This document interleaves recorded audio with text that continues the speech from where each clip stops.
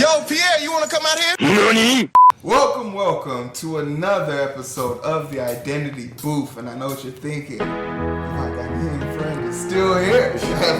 Have I treated you guys well enough? Yes, I have. We have the ultra talented, super famous, lyrical master, Dometi go back in the Identity Booth. Let's just give him a round of applause. Welcome back. Thank you for having me. Welcome. Thank you for having me.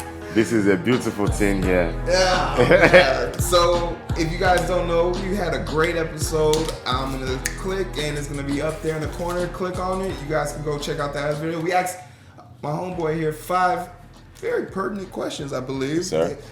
Telling you about very good questions. Thank you. I appreciate it. Telling you a little bit about the man and his plan. And he has a big plan. So check it out. You have a bunch of things you want to plug. Something you want to plug? Yeah, my social media is Dometi, DOMETI _ on Instagram and Twitter. I have a show called Need to Know on MTV News that airs on those platforms, on MTV News platforms. And I have a new series coming out in January of 2020 that is a really powerful investigative journalism piece that I think people will appreciate. No, and definitely they will, because I'm going to put all that great stuff in the comment section, the description below. You guys will have clickable links. You got to like, you got to share. If you've made it this far, I don't even know why I keep telling y'all, you made it this far, you might as well just go ahead and subscribe. Yes. You got a bunch of great content coming up. And he's official. He works for MTV. Like, I'm literally climbing my way up to the top, y'all, and you won't want to say you was one of the originals. You want to say that you was there in the beginning. But for today's show, this is just the catch-up.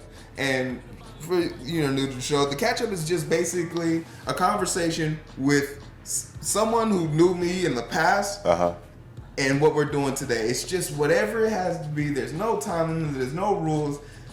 However you be, and this is actually if you want to get into your host style, because I know sometimes you want to ask the questions. Yeah, it was funny last time I was itching. I was like, I could see it. I was like, But I'll just warm us up with the situation, and just we talk about how many people we got to see and how many things we got to do when we're home. But me and you have 2 very different plans since being home. Like, my plan is not to be seen. Yeah. Like, everyone that wants to see me, they got to come here. I forced them here. Like, that's true. Hey, but and mine is total opposite. I want to go everywhere. I want to see everybody. I want to tap back in because I've been away in a dungeon, in a cave, it feels like. And so I want to reconnect. No, definitely. And I don't want people to get the... No, go ahead. Oh, I thought you was wondering what's that. No, I had a question, but then I want what is it? I was going to ask, I'm switching gears totally. I was going to ask what inspires you to grow your hair out, because I love the locks, and the cut is it's like, it's not just that you have locks, you got shaved on the side. It's like, it's a brave look. It's a different look. You look like a rock star, and you're a doctor. And I always wondered, in my mind from a distance as I watch you and because I know you, I wondered if it was an act of rebellion, because you already know that you don't look like what people would perceive a medical professional to look like. So it's like, you know what? I'm gonna mess you up all the way. Yeah, and flip the whole image on his head. Was that it? Or? No, you got it absolutely right. And I think it kind of just spoke to like the person, because too often in life, I find myself like trying to brace people for seeing me or meeting me, trying to prepare them, like being soft-spoken or even cowering in my chest. Like, I have a 58 chest. Like, the fact that you know what your wingspan is crazy. It's just I can't hide these things. And what ultimately became for me, I think the story that changed it for me, like the thing that made it like conventional for me, was I was at an interview for med school at it was at Texas Tech, and I remember sitting there looking across from the person that was talking to me, and he was an Indian dude, because they didn't have any black people to interview me there. And this Indian guy kind of looked at me with concern, but he was like, you're not their type. And I didn't understand what he meant by that. Because and this was a medical conference? This was a medical interview, like to get into their school. To get into school. And he was like, you don't look like them. He's like, the hair is a little intimidating. And then he said, brother, I'm not telling you this despite you. I'm the blackest person here, and he's Indian. Like, he was telling me for a precaution. And I told him, like, if you can't accept me as I am now, then how am I ever supposed to be accepted by my patients? Like, it's not about the outside wear. But he challenged me. He said, well, then do me a favor. Find your brother and ask him what you should do. And I was like, okay, cool, let me look this up. And, I went to their website, looked down their list. There was one dude. But I was like, wait a minute. Scrolling throughout their website, I saw plenty of black people on the page. And as I came to find out that those were paid actors to pose and take pictures. So it dawned on me right then and there that they couldn't bring themselves to let anyone into their school. And if you go to their website now, it's still confirmed as far as 2017. Every single black man is the same exact black man, and he's not a doctor, he's an actor. And the thing that drove me to do this more and more is like, I have grown tired of it. I've literally grown exhausted of trying to prepare people to meet me. You have to. I don't have the energy for it. I don't have the spatial awareness for it anymore. That's right. I've let go of career opportunities. I've let go of $100,000 opportunities because there's been a grift in appearance or just someone taking up for me. I literally had to tell my employer one day, I was like, you do understand I'm a black man, right? Mm-hmm. Like, people aren't going to give me the benefit of the doubt. So you send me into Louisiana as a surgeon and they're saying that I can't sit inside of the lounge because I didn't have my badge with me, but I'm here walking with a human lung. You have to be able to stand up and say, well, I think there's something wrong with you guys' policy, because clearly he was there for healthcare purposes. Right. So whatever your reasons are, but instead of you not defending me, people are more consciously aware about protecting their own ass, which is great, but you only have integrity once. And a lot of people will show me their level of integrity when it comes down to these battles. Yeah. So, and I love that as African too. Like I had to battle with that. Even throughout high school, you'll know, you knew me as Dometi because everybody in school knew me as Dometi because I got tired of correcting my name. Yeah. And it wasn't until I started rapping and I went by Dometi the Prophecy that people started saying my name like that. But they even thought that I had changed my name to make it, they thought I changed it for aesthetic purposes, for hip hop. Yeah. And like even in getting into journalism, there was a meeting at my first radio station about whether or not I should change my name, like completely. Like, should it be Dominique? Should it be Dom? Should it be?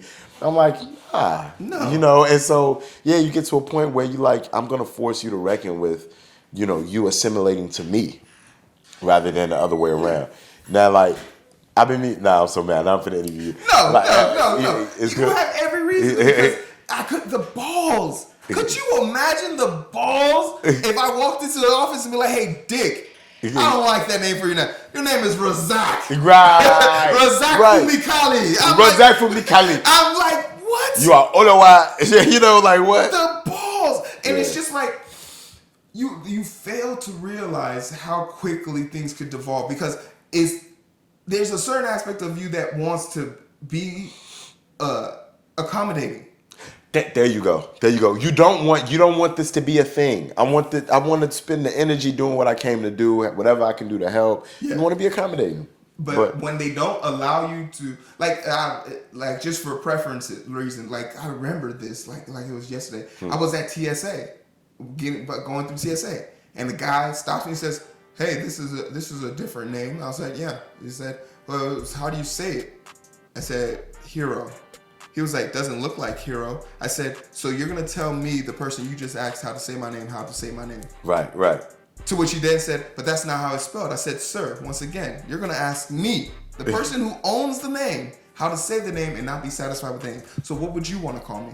Right. And as he opened his mouth, said, "Toby," and it instantly dawned on him like, well, I didn't mean it like that, but didn't you? Didn't you? You inspire. I'm gonna do more of that. Like sometimes, I think because I talk so much.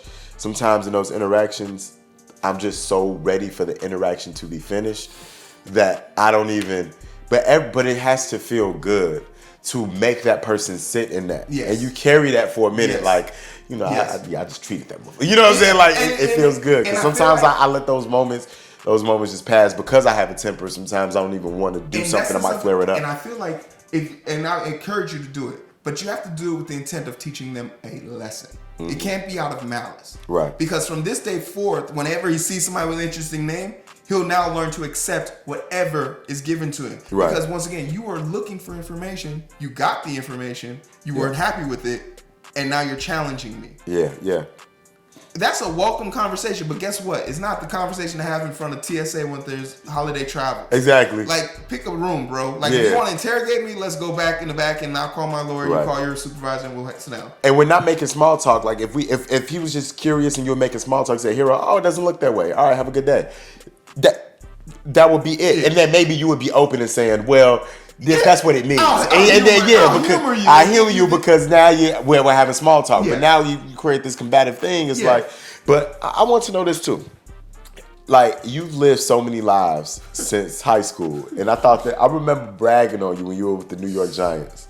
And I've never gotten a story about going from, going to UAPB. I don't know what you studied in undergrad. All I know is you went to the Giants. And I know how challenging it can be being on those NFL rosters. I think they even went on to win a Super Bowl that year. And then you totally shift gears and go into the medical field. As briefly or as verbose as you want to, how did you end up in the NFL? Why did you leave the NFL? And how did you know that medicine would be a new calling? So, you were with me in high school when I first got. I didn't play football till my sophomore year in high school. I didn't know what American football was when I first got here. I was known for wrestling. When did you come to the States? 15. Got you. I didn't realize that. That was like my first year. You lost your accent quick.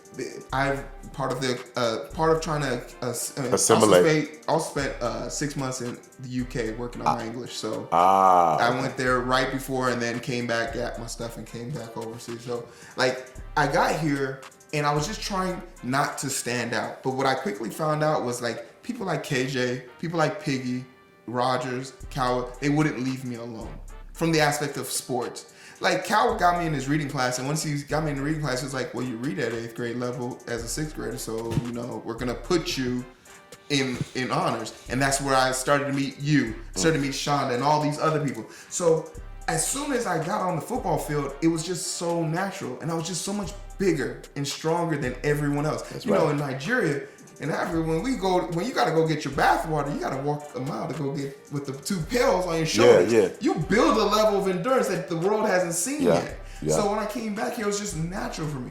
So I remember my senior year, I'm sitting there looking for colleges to go to, LSU, NIU, but they're all talking about, we'll give you partial scholarship and you can play your junior year.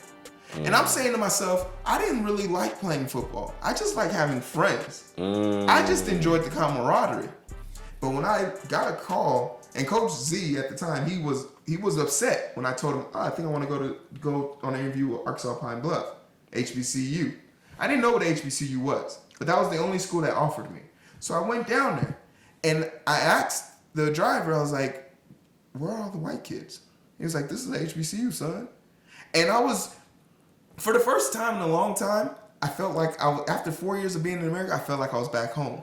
Wow. It just seemed natural. Right, they didn't have the facility. They didn't have the hoorah. The stadium looked smaller than TF Norris. Right. But I felt home. So when I came home, I came back here. I was like, yeah, I'm going to Arkansas Pine Bluff. And in my 3 years there, I got all 32 NFL team scouts to travel 45 minutes from Little Rock via car to come see me practice because I refused to ever go to any of their facilities. I said, if you want to see me practice, you got to see me practice in my element. Why was that? Because I had seniors on the team with me who wanted to get looks. Raymond Weber, the receiver for the Miami and the Jets.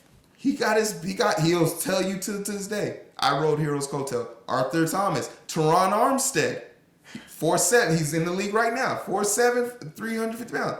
They saw these people for the first time by coming to see me. I played 1 year, 8 games, got my check, and I was literally cut the day after the Super Bowl, and they gave me the option of getting a check or the ring, and I was just so flabbergasted with the situation. But I had already known by game 4 I didn't like it here. So you chose the check instead of the ring? Yeah. How come? Debts to be paid. Yeah. Family can make more. The ring, I can literally have that ring made anytime, anywhere. But at that time, I needed the money. I can pay off bills. I can get things done. And the sport didn't necessarily have like this sentimental value for you. It's nice being strong, being fast, but really I'm wearing a helmet on a field with a name on my back. You take that name off my back and the helmet off my head and put me on any corner in the streets, people are avoiding me. People didn't recognize me without it. I walked all up and down New York for a year and no one would ever recognize me. The moment I came out that stadium home shell wearing the helmet, I would be cheered on by thousands of people. Great. But that's not what I was there for. I was there for the camaraderie of my team. Once again, I loved my teammates more than anything. And in that business world, that's not a reality. Yeah. Literally, they cut my roommate while I was sleeping. We were in the same room. I'm sleeping. I wake up, his bed is empty. We go to sleep together. I wake up, his bed is empty. Wow. It's a no-nonsense type sport. And at some point, I just realized, like, I have a degree in chemistry, a minor in mathematics and criminal justice. I don't have to do this. This isn't what I, studied for. I graduated. All my friends didn't graduate, but I did. So I was like, I need to internalize my happiness. I need to figure out, now that I don't have the thing that made me happy, the thing that made me drive, what would I do if I could do nothing? If I had to do something and I didn't have anything to do, what would I do? And I said, well, I would want to help people. How could you be most impactful? And that's when I started paying attention to like black health. Like 36% of African Americans suffering from treatable heart disease they're not being treated because number one factor, not because they don't have insurance, is because they don't feel like they can go to a hospital and find someone to relate with their issues. So that's just representation right there. So I said, I can do this. I can be representation. I can be that person they go to and feel comfortable to talk to. And it makes perfect sense when you think about the barbershop situation and the cookout situation where we're willing to tell our mailman and our bartender what's wrong with us mentally, physically, and health, but not willing to tell it to a Caucasian physician who just came in, flipped through a chart and says, well, your blood pressure's high, take these pills, we'll see you next month. Yeah. Is a difference. Wow. So, like, that's like it in a nutshell. That's dope. You just, yeah. But they have literally heard the story to death. Like, the few viewers that have watched it, they've heard this story to death. But, like, it's still great content because, like, once again, this is a catch-up. Like, you didn't know this. Yeah, I didn't know this story. So, I'll even double back with that because, like, I need to get into the identity booth way more. Yeah. It's a good-ass show. It's literally... so much content. It's a good-ass show, man. I appreciate it, man. Like, it probably go 25 episodes because the first few episodes... man, we was... That's exactly how I feel about Need to Know. That's how I feel about my show. Like, the first one... struggling. But, I mean, now that you have this ability to kind of dictate how people see your work and how you do your work... Because I think that's super important. Like you were talking about the importance of having control, the ability to control your image. Tell me a little bit about how important it is to maintain that image and style. Because I'm gonna push up on this. This is the second time I'm gonna bring this up. If you guys been paying attention, like your social life doesn't interfere with your work life, but your social life has a lot to do with your work life. A lot of the reason why you're in the position you're in is because of what you were doing socially. Yeah. So tell me, how do you keep that balance?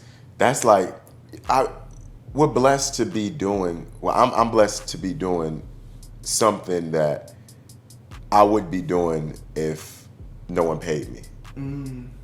So it just so happens that my social life, like, I mean, who wouldn't, you could send somebody for free to the VMA's red carpet and say, you're going to talk to DJ Khaled, Rick Ross, Megan Thee Stallion, Redman, Method Man. Like, well, nah, I didn't get Method Man. You didn't get him? I didn't get Method. He wasn't there. He didn't make it to Jersey for the VMAs. I'm about to say, did he just walk past you? I know, nah. Naughty by nature. You're going to talk to these people.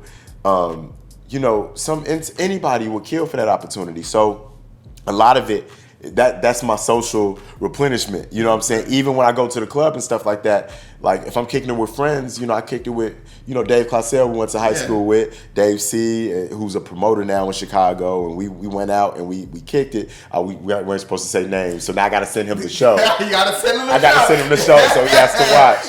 So I can say his name. I remember the rules. Spread. Yes, that's good.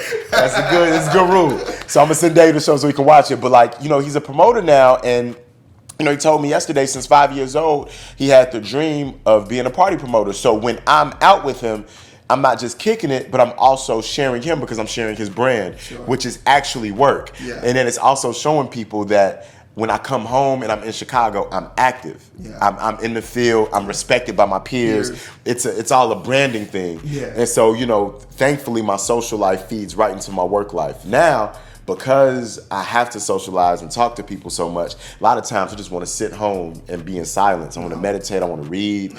And I just want to unplug. So I'm getting better at figuring out, what I really want to do with my free. And I'm newly single, so I'm getting better at figuring out what I want to do with my free time in that way, man. You missed out. What were you thinking? What were you thinking? You could have made it to the final cut. You could have been on the roster. What happened? You'll be back February 14th. Ain't too late. You're a free agent. You're a free agent. I'm a free agent. And to be clear, all that smoke is for all my old exes. My most previous ex is still my homie. I love her. But all my old exes, you missed out. You could have been on them TV.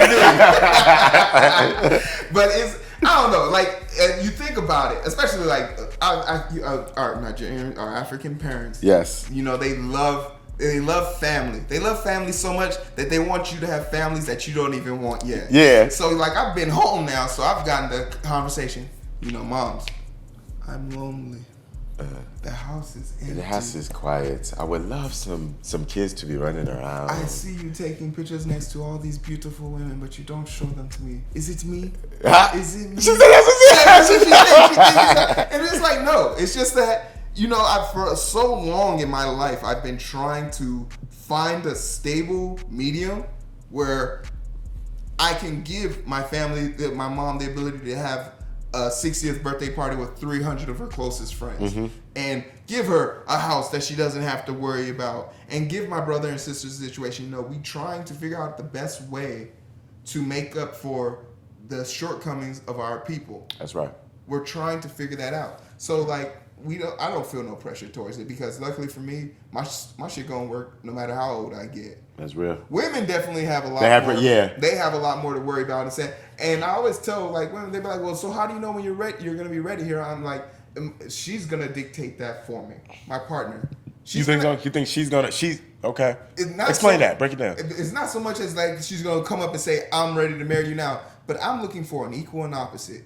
And so when you find and when everything clicks, because she is everything that you didn't know you were looking for, exactly. You will then know that. I say that too. Like I feel like sometimes, like when a man is decided he's ready to get married, he'll be married, but he's waiting for some of these pieces to connect, whether it's financially, emotionally, personally, like these different things. And so, like, do you feel like you're ready to find the one?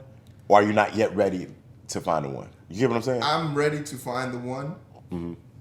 I don't know if the one that's going to find me is ready to be on the move with me, because you're in a relationship now or no? No, I'm not in a relationship now. Right. But like in the last 3 years, these are places I've lived: Toronto, DC, and Dallas. Those are 3 different locations. All 3 opportunities were 6-figure opportunities. I'm not going to tell someone who just recently found their sweet home job, got settled, and be like, well, I'm going to DC. Come on, uproot everything. Come on. No, I'm not that selfish. I know how planes work, but I'm also a physical person. Right. I don't like that whole, I can only talk to you on the phone for so long. I'd much rather be able to run my hands through your hair. That's so real. like, I'm greedy, but I'm not greedy enough to start a relationship and break your heart or force you to make tough decisions. Yeah. So if I found someone who was on that same route, or when I get to a place, like I feel like in 3 years, the next place I go to is going to be the last place I move to. Right. So like once I get 3 years, I'll give myself a 3-year window. Like if I'm talking to you, there's a good chance you probably get a ring if you make it to Thanksgiving. So tell me, that's real. So tell me this. I've been thinking about this too. We've been talking about like being equally yoked with a partner. I've been talking to friends about this, and I think sometimes people have on paper things that an ideal for who they want that isn't practical in practice. Yeah. And so I'm curious to know, would you want then, because the type of women that would be okay with being uprooted and moving with you at any point might be a homemaker. Yeah, for sure. Might not have a job, might not have a lot going on. Are you okay with being with a woman whose sole source of income is you while she takes care of the household, or are you not attracted to that type of thing? I've yet to date a woman that has been more financially stable than me. Mm-hmm. And for the few lawyers and physicians that I have dated, it's always been a situation where they were still up and coming or building their brand.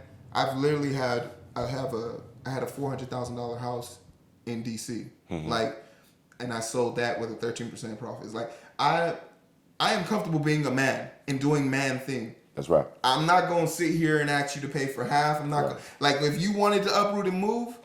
The 5K would have took the move. I'm not worried about you finding the 5K for that. That's on me. Like, I'm not asking you to do nothing that I'm not going to do. That's right. So, like, usually when I come to women with these, they already know that from dating me. It's not, I don't have a car, I'll come get you. I said, yeah, I already know the Uber is going to pull up in like 3 minutes. Absolutely. Like, I'm not, same type of that's time. not like, and that's how I was raised. My mom started working out of boredom, not out of necessity. So I've been built to do that. But also, I know it's 2019 and the roles have changed. Yeah. Women want to be in charge and want to be empowered, and I'm all for that. Yeah. So if I find it, but for your situation, it might not be conducive to a. And that's why I think I said I'll be okay waiting that 3 years to make sure I'm stable. So I'm already here, so you can be the great person you want to be, and you don't feel like you have to live vicariously through me. Because something I could see very demeaning and demoralizing is saying, "Hey, hero, can I borrow some money to do?" And it's like I don't want you to feel that way. Right. I don't want you to feel like, can we get a joint bank account because I don't feel comfortable asking you for money. I don't want to demoralize you. You're my queen. I need you to be as mentally, physically prepared for the world as I am. Right. So a lot of what I would be doing is trying to build through my wife or make her my partner in a sense. If one of my comic books took off, guess what? I need you to learn how to be a publisher because you're now my CFO, CEO, and manager.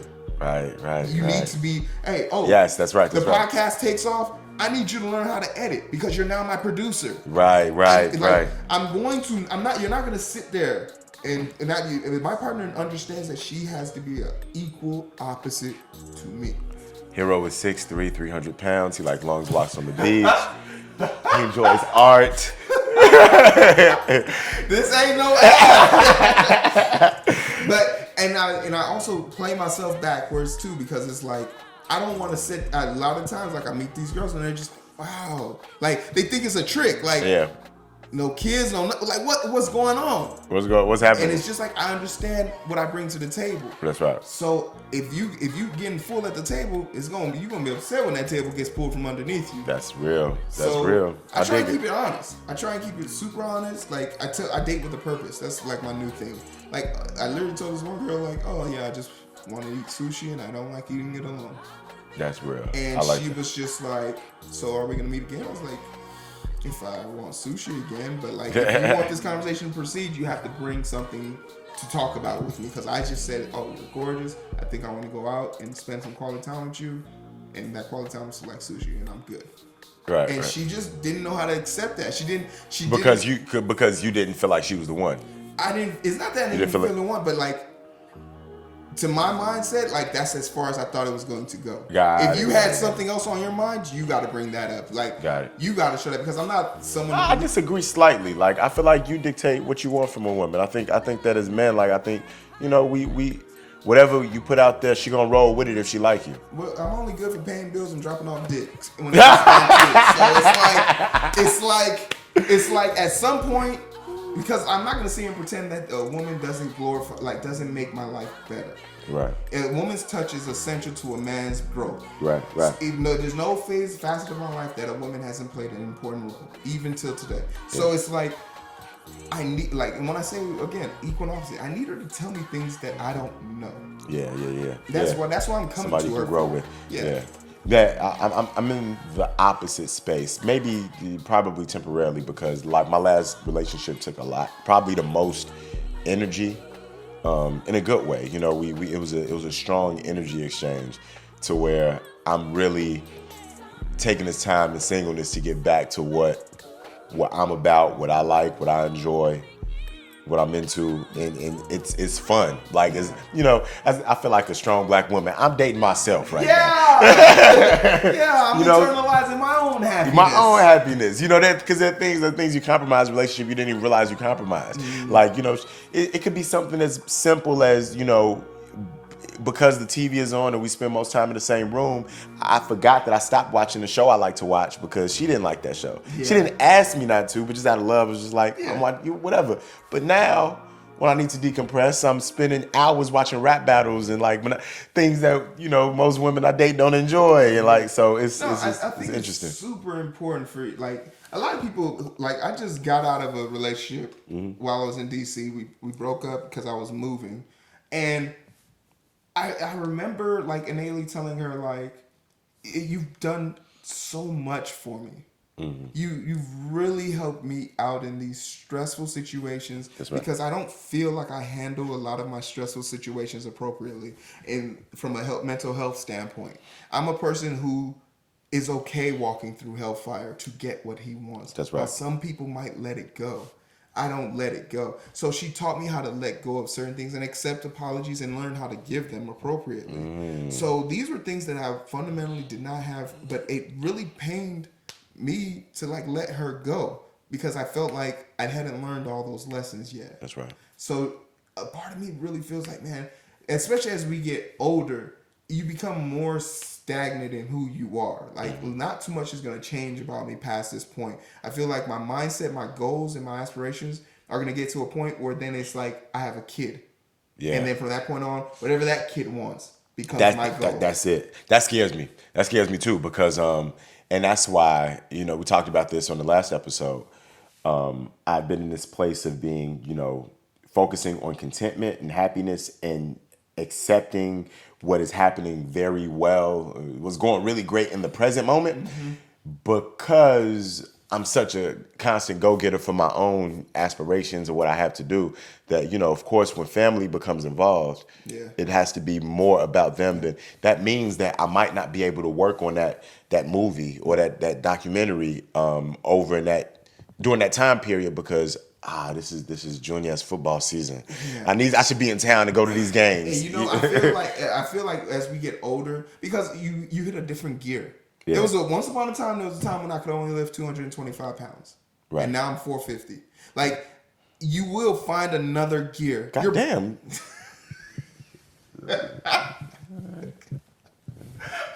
All right. I forgot. Right. Let me bring it back. Back. Okay. Well, I can lift 5 times what you weigh. All right. But you will find another gear because I feel like it's ridiculous for me to sit here and say, as your parents are healthcare professionals, your mom and dad are doctors and nurses, and they had their kids, and their kids became successful. Right. And it's not like their dreams and aspirations stopped. Yeah. We will find another way of making it work. Yeah. And I think that's... You have to find your cruising altitude. Right now we're like this, and at some point you're going to find like... Our generation is very afraid of hitting that plateau. Yeah. Because there's so much going on. Like, from a political standpoint, like, if you're our age now and you're not politically involved, people shun you. People make fun of you. Like, if you don't have a political opinion, I don't really watch all that shit. I'm like, you a fuckboy. Oh, you don't know what's going on. You ain't brother. You don't know what's going on now. As annoying as it sounds, it's important. Because it dictates what's going on. I don't know, like, what your political affiliation is, but I'm a liberal centrist. So I see Bernie as a future. But if to the extent of just the future in general, just vote blue. I don't care who the fuck wins. It's better than putting 70,000 immigrant kids inside of jail cells. So, like, whoever's not going to do that, that's who I'm voting for. Right. I believe we need a third party. Eric, say hello to your new best friend. Because Eric's all about that third branch. We need more options. But I feel like that's... Party. But you know who that party takes from? What you mean? They take majority voters from Democratic. Oh, yeah, take from That's right. That's true. That's very true. One side that makes the other side strong just by default. I get that too. Now, if it was able to pick up and take off, I'm all down for it. What do you look for in a third party? I want someone who. That's a good question, because there are certain things that liberals are. I'm trying to think of something that liberals are into that I'm not 100% into. I'm trying to think of an issue. I think a lot of I'll tell you some things that I don't like about them. Yeah, break it down. Like, 'Cause I was thinking about gun laws, and I'm like, nah, I line with liberals on a lot of stuff. Maybe taxes. like, so this whole ideology of trying to super tax the rich, that's not how you fix it. What you do is just break down the loopholes in our current tax laws. There's no reason why Jeff Bezos didn't pay a single dollar in taxes. There you go. But even I do want to clarify too, though, as you, I know you know, but just for the sake of conversation, when they say tax the rich, they're talking about the super rich. The 1% of the 1%. Yeah. But also, and to that point, the 1% of the 1%, if they gave away $100 to the middle class is so badly shrunk down, it wouldn't even make a difference. You have to, that's a band-aid to a gaping chest wound. It's not going to be enough. You need to suffice and break up situations where there are loopholes that money can be stored or hidden away. Yeah. And you need to find a way of bringing it back. Once again, we have people who literally will be able to go into 2020. I paid $36,000 in taxes last year. Mm-hmm. There are people who made billions. Didn't pay a dime. Didn't pay a dime.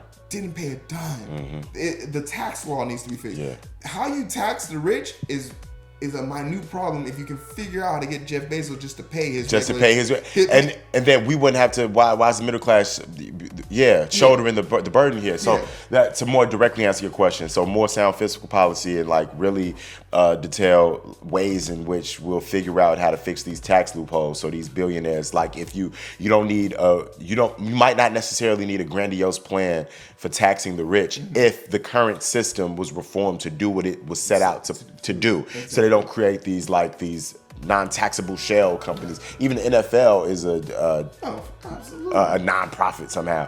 Yeah. And I want a candidate that can unapologetically, or a party that would be willing to unapologetically champion black issues, because now we're so concerned that maybe a candidate that prioritizes minority issues will alienate the rest of the country. So you have people running away from liberals because they feel like they're too far left and they can't get them to the center. And so they're, tepid in the way they talk about issues of race relations, police brutality, or really attacking this gender disparity between the races, stuff like that.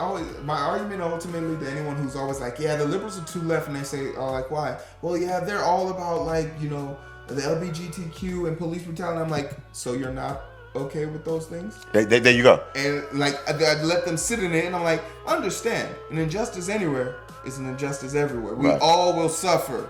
If one group of us can suffer, you're next. And if we had more parties, people could be more pronounced in what it is they want to do. And, we saw this on the Republican side with the Tea Party. And to your point, the Tea Party took away the votes from the sound Republican candidates, and I put air quotes around that because a lot of these candidates think and move just like Donald Trump, but are quieter and more, tactful about how they move. But the crux of their policy sometimes is just Eric the same. Eric says it all the time on podcasts that he likes his racists loud. Yeah. Loud and proud, because he wants to see who's going to put the gun to my head. Yeah. Instead of getting sniped out. So, I think that's totally understandable, but in today's climate, I don't think it's feasible because of just the situation we're in. We had a situation where we had the lowest population of African American voting in 2016, meaning if we just got every registered Democrat to vote, the Republican Party loses. And the Republican Party, the fact that they're not allowing anyone, the RNC is not allowing anyone to oppose Donald Trump, speaks to the messaging.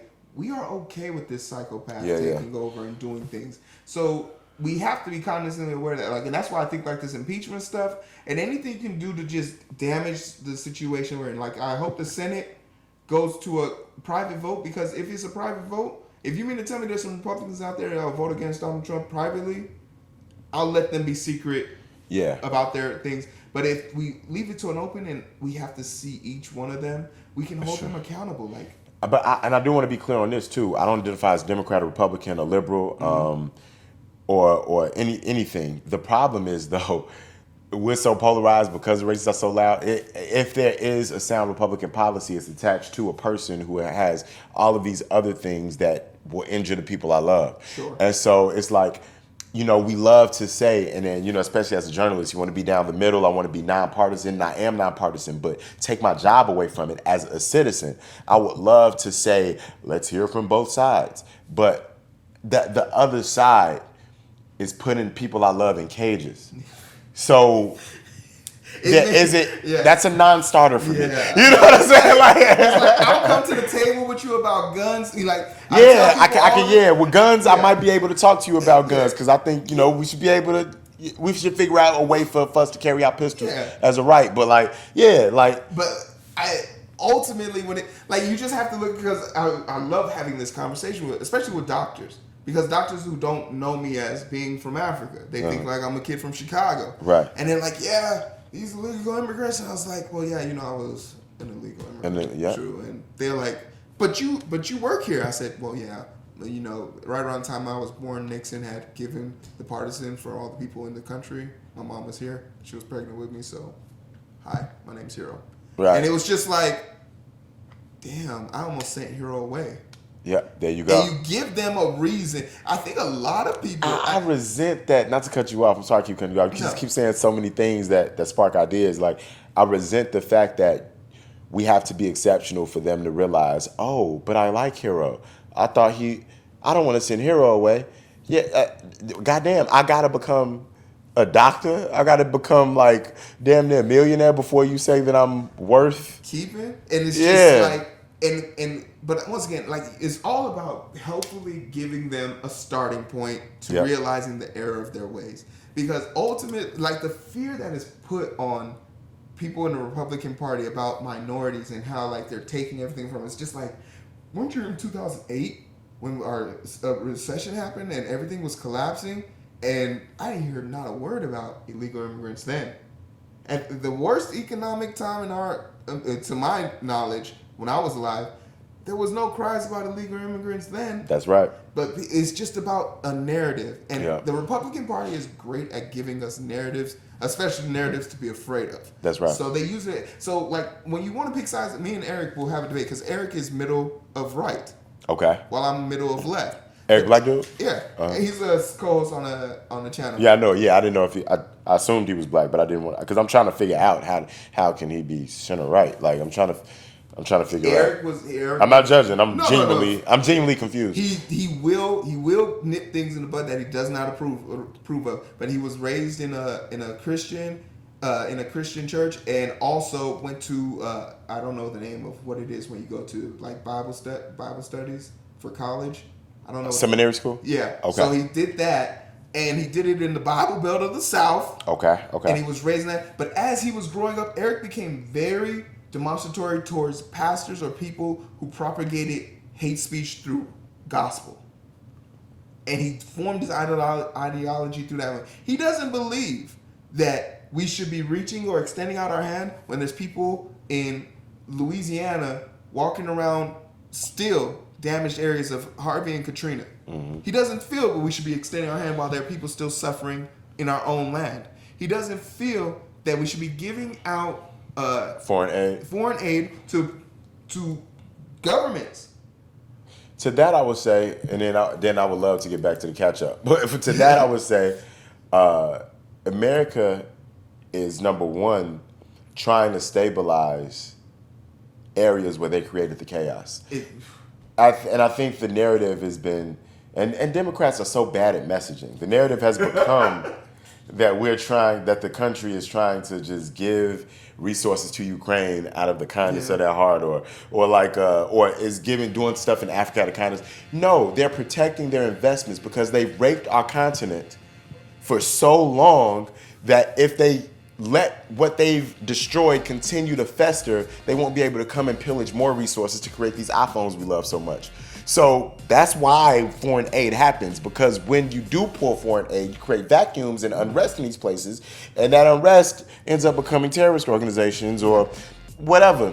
Was actually retaliating against what you did to create the conditions that turned their countries into third world countries. I think we have this idea that third world countries just became impoverished by osmosis. No, I literally sat here and I'm putting Nafi on blast right now. I was telling Nafi the other day, she was telling me about how Iraq and Iran, these are horrible places. And I was like, but why? Well, that's what I heard on the news. And you're okay with that? Right. You're okay with the messaging? Yeah, well, they have nuclear weapons now, but they've always had nuclear weapons. In fact, we had a deal arranged that they wouldn't be able to enrich their uranium to have these weapons go nuclear. And guess who stopped it? Who? Well, Trump. Well, why would he do that? You think it would be to cause civil unrest so that American people would have something to fear? So that when we send military people over there, we seem justified in it? And Tunafi, who doesn't pay attention to any of this, is a non sequitur. It doesn't matter to her. Right. But the fact is, this is how they package their messaging, and this is how the public receives it. I think it's like weird that in high school, especially, I think this started in high school, where government was taught so dry. And now, as an adult, I understand more about our government than I ever did, and I got an A in that class. That's a fact. It's just like they don't want us to innately have this knowledge to Oh, be not able to at all. have these conversations with people who don't readily understand what's going on in their world. No, it's true. It's true. And I think I want to touch on one thing with you that because we talked about it a little bit, and it was the mental health, and you talked about therapy. Okay. In the first podcast, I want to talk a little bit about what that means to you. Do you think therapy is something that would be useful to you? Absolutely. I think we get physicals for our physical body. You know, we get checkups, and we should check in with where we are mentally and emotionally. I think it's important. I think I'm very excited about, and I just put a tweet up about this. Twitter at Dometi, DOMETI_. I just put a tweet up not too long ago about how even though it's cool that therapy has become cool and everybody's talking about, oh, get therapy, we act like it's a panacea, like it's just like a silver bullet. I don't know the word I'm thinking about. Like it's just like a fix all. And we act like you just find a therapist and there's an instant match. Even if I find a therapist who looks like me, who understands where I come from, blah blah blah, there may just be a I might not feel comfortable opening up to that person. And you have to date around to find the right therapist, just like you date around to find the right friends and partners. And so, like, how do you? Well, I think I love that the conversations are happening. I think therapy and finding the right therapist is a little more complex than people may make it seem. I'm somewhat of a private person. It takes a lot for me to open up to somebody. And if I begin that process and then I find out that, oh, this wasn't a fit, I now feel like I've given a piece of myself to someone. And like, I can't get that back. Yeah. And speaking from a medical standpoint, because like we were, it was newly introduced to the forensic world. Once you do a certain amount of autopsies, you have to go see the facility therapist. They gotta check you and make sure you're doing all right, because you're basically looking at deceased people from all ages and walks of life. So they have to make sure that you're okay. prepared. That's okay. So like after doing a few of these cases, I would always get pulled aside at random. Throughout the day, they would pull me into the room, they would sit me down, and they would ask an assortment of questions, and finally the therapist would come in and she's just like, well, Hero, we've concluded from your test questions that you're fair and balanced. Is there a reason why you keep cheating this test? And I told her, like, well, if I know what you're looking for, then of course I'm not going to give it to you because I want to work. And she says, you do realize that you can take like time away from this and time away. I say, yeah, but I would like to be able to decide when I want to take time away. If you tell me I can't do it, then it becomes an administration thing. And she was like, well, you passed the test, so you're clearly going to be okay from that aspect. But could you tell me, what do you do when the day becomes too much for you? I said, well, I go down to the gym and I put about 600 pounds on a deadlift bar and I pick it up. And then I drop it violently. And she says, what do you think this is a reflection of? I said, this is a reflection of me dropping my troubles. You stack them on, you pick them up, you take care of it, you drop it. And you do it often enough, you start to get better at it. I'm building the muscles I need to take care of the job I got to do. And she was taken aback so much by that she literally wrote down on her paper for any future, he has a method. Don't mess it up. So I tell people all the time. There you go. Therapy, I'm happy you're talking about it. I'm happy for it. But what is your method? What do you do? And everybody doesn't necessarily have to talk to a person. Number one, and I know some effed up people in therapy who are not exercising the advice that the therapists are giving them. Number one. Number two, I know some people in therapy who only, because of the way they view the world, only tell situations to their therapist a certain way, so they're not even getting the feedback that they need. And so therapy is a tool, but it's one of many. And for me, over the summer, we working on the investigative series I was talking about, we investigate violent crimes. And, you see a lot of pictures of murder. You talk to a lot of crime families, a lot of crime mothers, and you take those things home with you. And, my method, I stopped making music. But when I started making music again is when I would just write about these experiences. And I forgot that, because I become so enterprising, so entrepreneurial, I'm like, if music isn't profitable for me, or like, since I stopped doing my open mic, I don't need to write verses no more. Or if I'm not putting it out, I don't need to do it. I forgot that it was before I started doing any of that. I wrote my first verse at 6 years old. That is for me. And so like, I wonder why God gave me the gift of gab if I wouldn't use it musically, because I've done it musically for so long. I forgot that he gives some of us gifts that are for ourselves, genuinely gifts for ourselves. Some gifts are for the world, some gifts for ourselves. He gave you strength because the work you're going to do, you're going to be carrying figurative loads. So I'm gonna teach you how to carry heavy physical loads so that you can let go of that shit. So like it's dope. So like finding your method, finding therapy. I think that's a great example of some talents are just for yourself, because you think about all the people that you come into contact with and you see them and they're like, man, you're talented, but there's still literally people out there that don't know I draw, right, or don't know I have a comic book, and it's just like, when do you have time to do this? Right. I literally see you going from plane to plane or hospital to hospital. When do you have time to do? When I'm not looking at dead bodies. You gotta make time. If there's gonna be time for anybody in your life, it should be yourself first. Like I think, like my dad said this to me, and it's always sat with me. He says, you take care of yourself first. You take care of the person who's gonna bury you second, and you take care of the people you're gonna bury third. And it just registered for me immediately, because it speaks to me, myself, because I can't do anything unless I have myself. The person I will bury, the person that will bury me, my future, I have to take care of next. And the people I will bury, if I'm not taking care of myself and my future, my present is non-existent. So the past, my family, don't have me. Nice.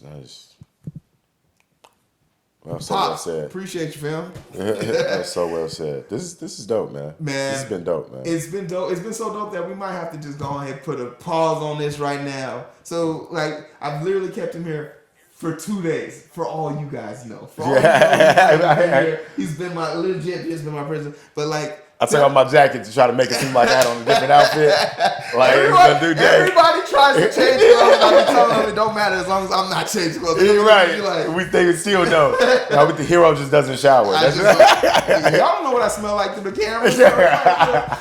But give us one more time all your information, everything that you're doing, because like I want everybody to know this is the last name here. I could stay longer, man. I wish so much. I mean, we could do another show if you want to. Yeah, we're gonna do it one day, man. We're gonna make it happen. But yeah, if not, follow me at Dometi, DOMETI_, and I just hope that perspectives on the story I tell, I get it right sometimes. Sometimes you may think I get it wrong. Whatever that is, share it with me and keep those conversations moving forward. Don't just retweet or like or share the content, but really engage with it. And if it didn't move you, let me know so that I can grow and get better. That's something that Hero did really well with me, when the show first launched. And, just share it with me, help us grow and move these conversations that matter forward. And look out for some new content coming from MTV News at the top of 2020.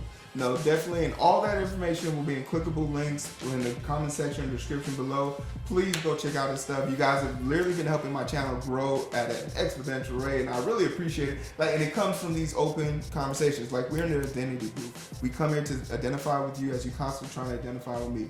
And every day, every week that you guys watch one of these episodes, I hope you gain something. And it's something for you personally and also to share with the world. I think it goes without saying we are eternally grateful to your presence. Thank you so much for coming here. Thank you, everyone.